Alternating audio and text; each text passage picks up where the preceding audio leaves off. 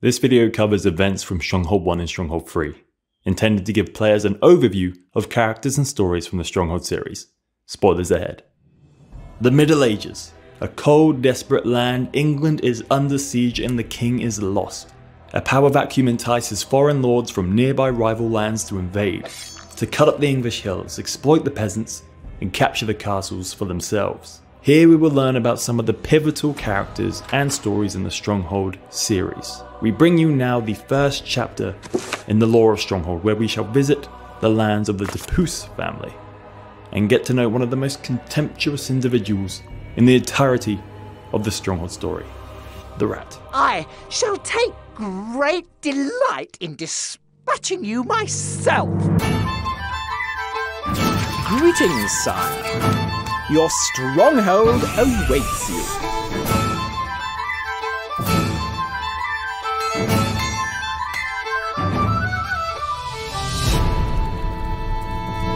Wood needed, my lord.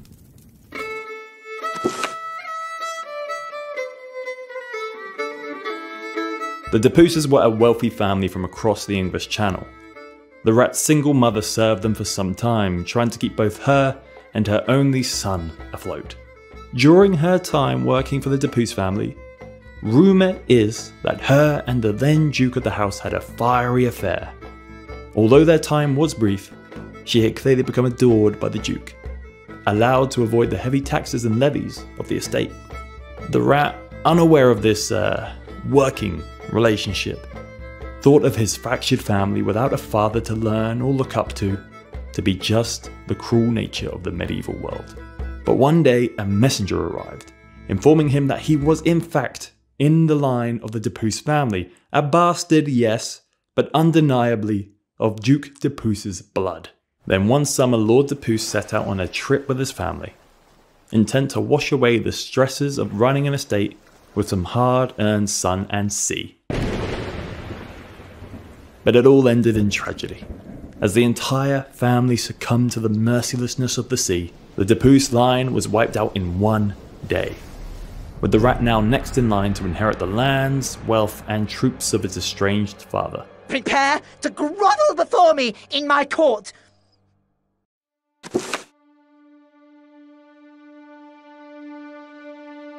The Rat, now the official and appointed Duke Depuce, did not learn grace nor dignity in his newfound position. My instructions have been given. My plans have been made. He was a small man, ugly both in appearance and demeanour.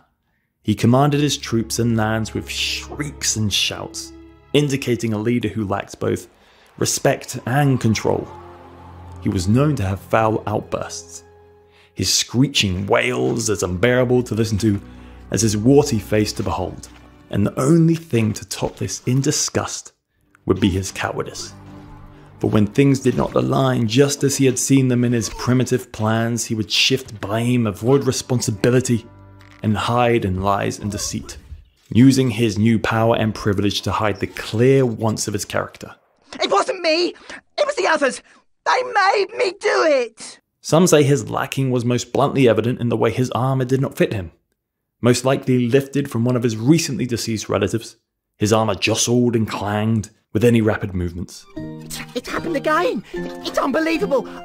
I'm running out of counties and they'll be coming for me next. I'm doomed. I think I will ride back now for reinforcements. When the match was lit, the precursor to the explosion of England invaded, the capture of the king, the Rat was ineptly ruling his lands.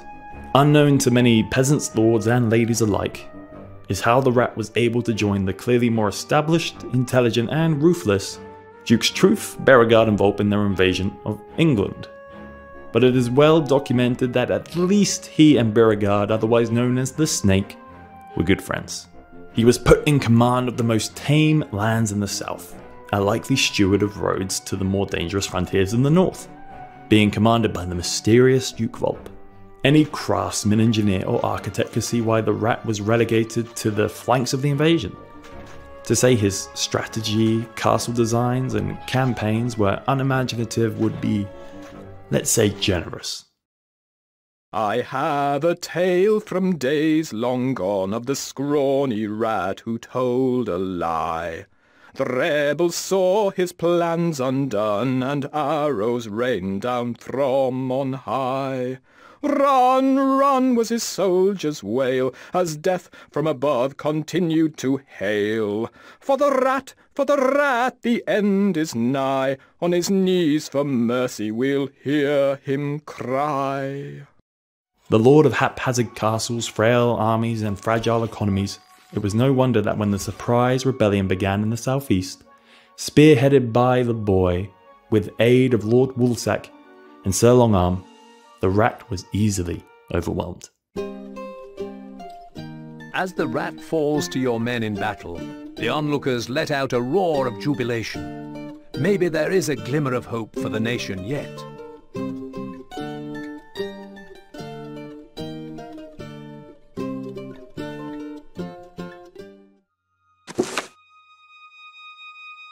During the first invasion that took place in Stronghold, where the boy, the hero of the hour, dispatched the rat and his meagre forces in the south, it was not without consequence. So when the wolf Duke Volp returned for his second invasion of England, swearing vengeance on the boy and his contingent of rebels, he turned to the Depuce family once again, intent on using the pain of their slain father to his advantage.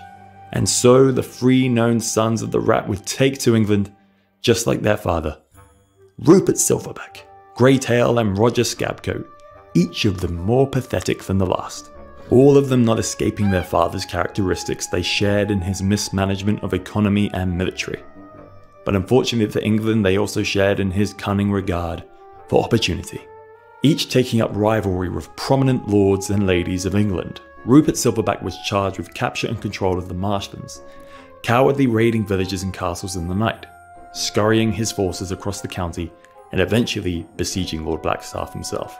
Greytail was the greediest of the three, undermining the Sultan's work in the east of England, using a major trading city to exploit the locals, merchants and sailors alike, carving up the strong trading routes the Sultan had established and using them for more insidious purposes.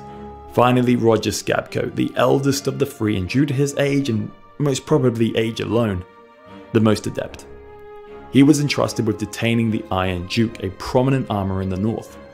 As a lover of weapons and an obvious key aspect of winning the war itself, Scabcoat was more than happy to oblige. But all three were to fail just like their father, defeated in combat by the boy, outsmarted, outwitted, and eventually outgunned. However, evoking that of their animal namesake, they escaped, scuttering away back into their sewer. And so despite all the failings, the flaws, the errors in judgment, leadership and character, the Depuce family lived on, sure to infest once again.